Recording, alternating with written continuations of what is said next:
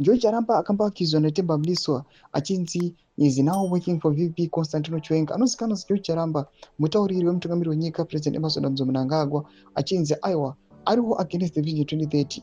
Panguva ino uye achizvidistensa panonzi maclashes infighting arikuitika the ruling party ZANU-PF. Panguva ino panoonekwa kunzi Newsday involve zita raJohn Charamba vachimuti he was not reachable for comments. John Charamba oye akadya magaka mambishi. Don't subscribe or like out on the bell icon. Tinoona this headline rabuda muNewsday rinyogwa chinzi mnangagwa clips tungwarara wings. Tambori taura this headline in the morning.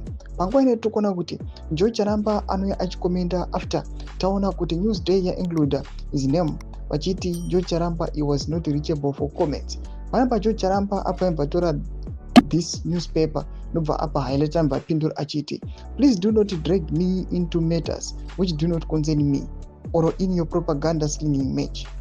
I don't recall when I last ever had a call from Newsday. It is a blatant lie that they reached me for anything. Least of all for this stuff.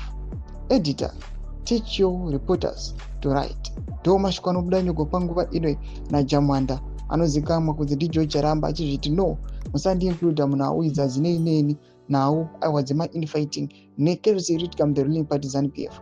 Ndo pazvava pamuri Zimbabwe John Charamba arotodawo peace haadi zvekukanganiswa noda kwekunzi anoonekwa kunzi John Charamba yes aimbova active pasocial media achimbotukira zvimwe zvakadii especially panhau aiwa dzeSADC summit and the likes, but panguva inoi ava silent ende pane dzimwe nguva panofanira kudifenda mutungamiri wenyika John Charamba haasi kumbopindira munhau idzodzi.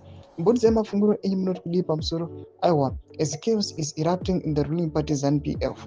Pinangomira section medu dzamafunguro enyu munoti kudii pamusoro pechitiko ichi. Musakana subscribe or like chita on the bell icon.